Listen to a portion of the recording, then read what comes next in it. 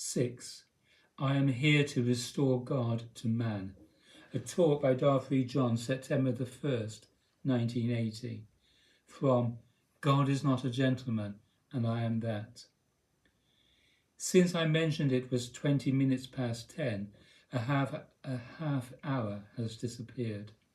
That entire half hour is now gone from your lifetime. I can consider a time when you will be gasping for breath upon your bed, when you will wish you had just 1/2 hour more to consider the great truth. And yet you have wasted this one in your monotonous repetition of stupidity. Devotee, not wasted in your company. Darthy John, in that hour I may not be with you. Devotee, yes you will. Adida, I will be struggling with my own problems. Laughter. I counsel no man or woman. If you want to please me, realize the Great One. How am I to survive if people cannot even observe their own preoccupation, their own self-obsession? Poor me. I am saddled with this disgrace of birth, this devastation, this unillumined future. No one can count upon the prominence of reality. This is my observation. What is devastating. What is real is to be understood. What is good is obvious, and all the rest belongs to Mummy and Daddy. I hate this indecision, this ambiguity, this clitoral dissatisfaction, this prominence of $50 consciousness. Do you know what I mean? I hate it. I am weary of people who cannot see their own design. How can they overcome anything if they do not see it? I have been degraded to less than a nickel and seen every jot of my self-possession. Why are you so incapable of self-estimation when what you represent is totally obvious? Why are you so possessed by self-protection? Do you fear to be judged by me? I will be gone in a matter of hours. This flesh will rot, this breath will catch, this brain, this mind will disintegrate. Then what will be left? Ah, his presence surrounds us, you will say, while I rot into the weed of your own mind. Do you know what I mean? Well, let us be a little more straightforward. I can admit desire for anything. I have desired the plants in this room. What should not be admitted? What things should not be taken into account? What commitment should not be investigated? If the understanding you have demonstrated is the most you are capable of, why should I be speaking to you in these terms? Let me say only believe in God, be happy, surround yourself with love, bring order to your lives. Now get out of my house. I do not want to be harsh with you. I do not want to seem overwhelming. I do not want the enlightened beast to appear too antagonistic to you in your ordinary state. All I want to do is offer you an alternative to damnation, a sweet repose, a wonderful occupation, salvation itself, and then liberation, enlightenment. Who knows, perhaps even human normalcy. This is all I want to offer you. I am not like you people. I have a very strange existence. When I close my eyes, I look into my head. I see the forms of thousands of people. I do not even have an independent, ordinary mind. I do not have a self to look into. I do not have that privilege. You can look into your head and you can see yourself, your own inclinations. All I see is thousands of people, all the poor-born beings who have not yet transfigured their existence, are not yet happy. I am wearied of trying to solve their problem. An occasion like me is rare. It should be given some sort of accommodation, some sort of honour for the sake of God. Listen to all those crickets chattering, all those thousands of minuscule beings who have their own demands. Do you realize how many thousands make that sound? All those poor beings, like the frogs in mother's bed, are unconscious, without minds, happy without reason, sublimed in ignorance without the slightest understanding. When I go to mother's bed, a small lake on the Mountain Retention Sanctuary. There are big frogs in gatherings of 2 or 3, and there are tiny frogs in gatherings of hundreds. You glance upon the lake and the light shines upon thousands of eyes all along the shoreline.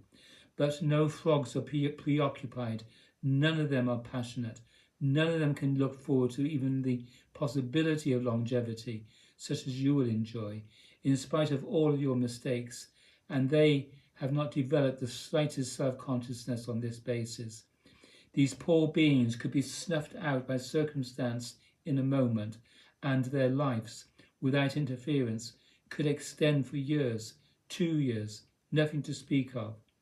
They think nothing, they are happy for nothing, just feeling the buzz of reality, letting reality evolve them. Let us not be preoccupied with thought then. Such creatures think nothing. Snakes eat them, oars plunder them, weather smothers them, heat evaporates them. They think nothing of it. You also are being evaporated in your time. You take no thought of it. You think nothing of it. No higher thought, no incision of insight.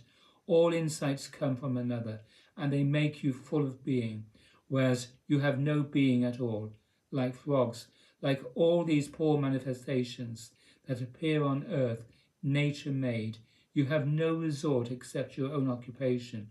How poor is our birth! It surrenders to nothing. It achieves nothing. It is sustained ungratefully. What difference does it make that you live for 1 more hour? What have you conceived? What have you perceived? What have you realized? You presume that your underwear is so magnificent. What is it? Another poor specimen of the same old goddamn thing. God makes genitals without even blinking an eyelash, without knowledge, without self-consciousness. What is great in the center of your existence that we should quibble over short hairs and genitals? What is all of that? God can make a genital, an orgasm, out of the walls, out of the air itself. Such intensity requires nothing. The intensity of God is great, but you will not resort to that.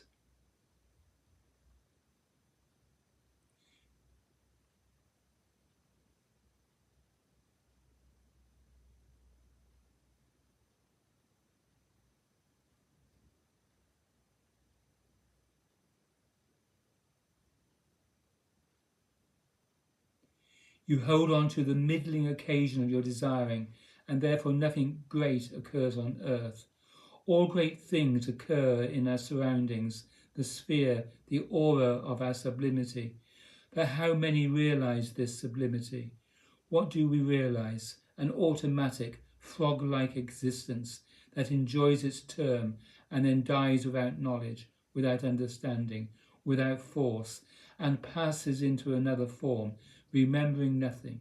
In this manner, all of you have appeared here, having lived countless numbers of times before without the slightest trace of memory, motivated to eating and sexing and emoting and experiencing and knowing. How trite, how forlorn. What makes you so great? You might as well be cattle that are fed to some other race. Navels are embarrassing. They reveal your birth socket.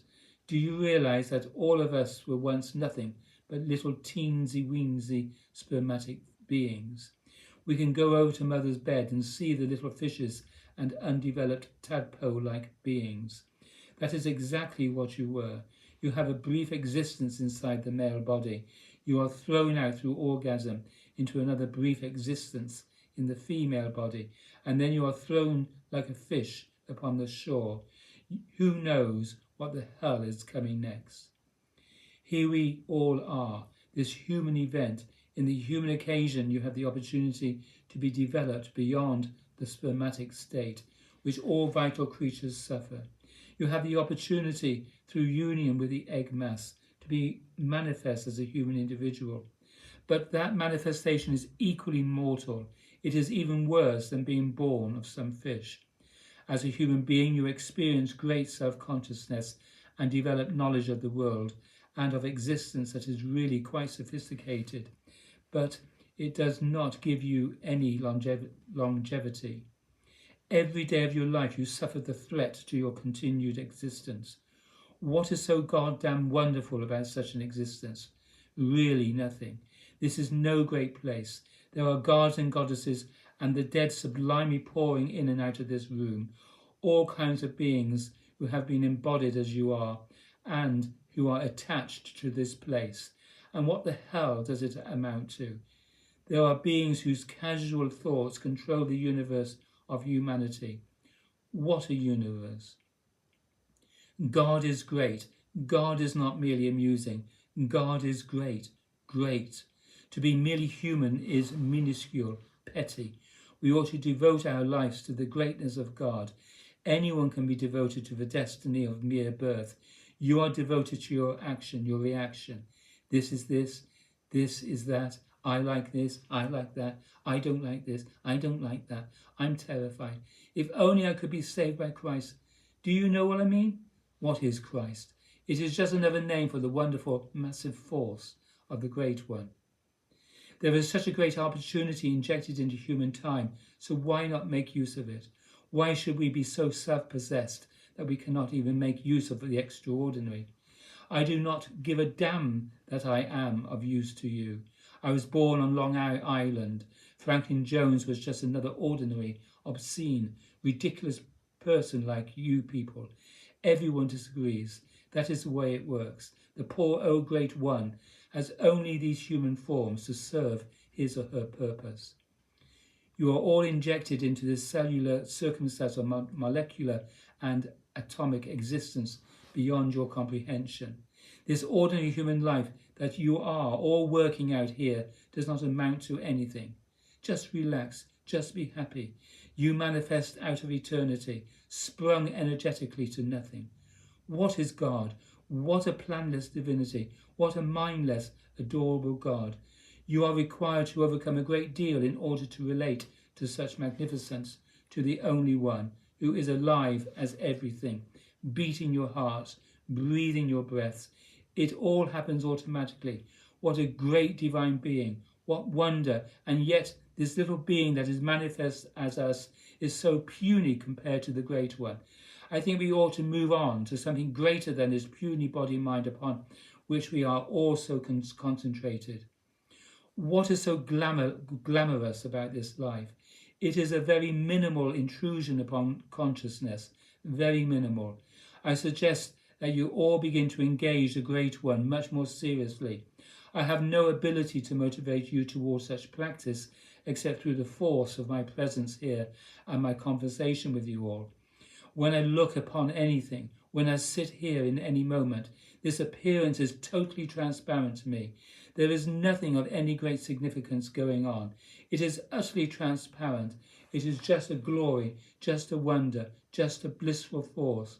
This is the better sensation because as soon as you begin to concentrate upon these bodies and their hairiness or hairlessness, their swollenness or lack of swollenness, their cheekiness or lack of it, their thighness or lack of it, the turn of the ankle or the lack of it, as soon as you begin to meditate upon these things, you begin to become strangely aware of the livestock level of our existence. Laughter. We human beings are moved just slightly beyond. We human beings are moved just slightly beyond the vital creatures. We are no great thing. I think we ought to be far more humble in our estimation of ourselves, because we are moved just a little bit beyond the other creatures that we suppress and manipulate and murder for our food. We are just as good for food as anybody else. There is no great thing happening with us poor creatures. However, as soon as we surrender into the condition with a capital C, in which we are arising, then our own body, minds, our own condition is transformed and we become more happy, more attractive, more loving. We have more energy for one another and human life becomes a kind of sub-paradise. This same absolute surrender leads into that dimension which is beyond our experience, beyond our knowledge, beyond our estimation, beyond our logic. That dimension is the domain of the Great One. During life we can participate in that sublimity, and at death We do not have to move into the stupid white robe dimension in which we meet all our relatives and all the other people we could not tolerate while we were alive. We transcend that and we slide at least into a greater dimension. There are many, many, many greater dimensions than this ordinary human one, which is just a development of amoebic existence. I think we ought to get a little more hip to what we are not. What we are is very evident, but I think we ought to be a little bit more humble and intelligent about it, because it is no great thing. We ought to bring a little order to this life, this fleshiness here, because it does not amount to much. In a very ordinary sense it is lovely, but it does not amount to very much. There is nothing great to understand about it, and to bring order to it does not require a great deal. There are countless numbers of bodies, male and female, and I can see no great significance in it, but I am crazy. Praises from devotees. I have always been crazy from the moment of my birth. I have been crazy my entire life. This is the only way that the Great One can intervene in your midst, you see.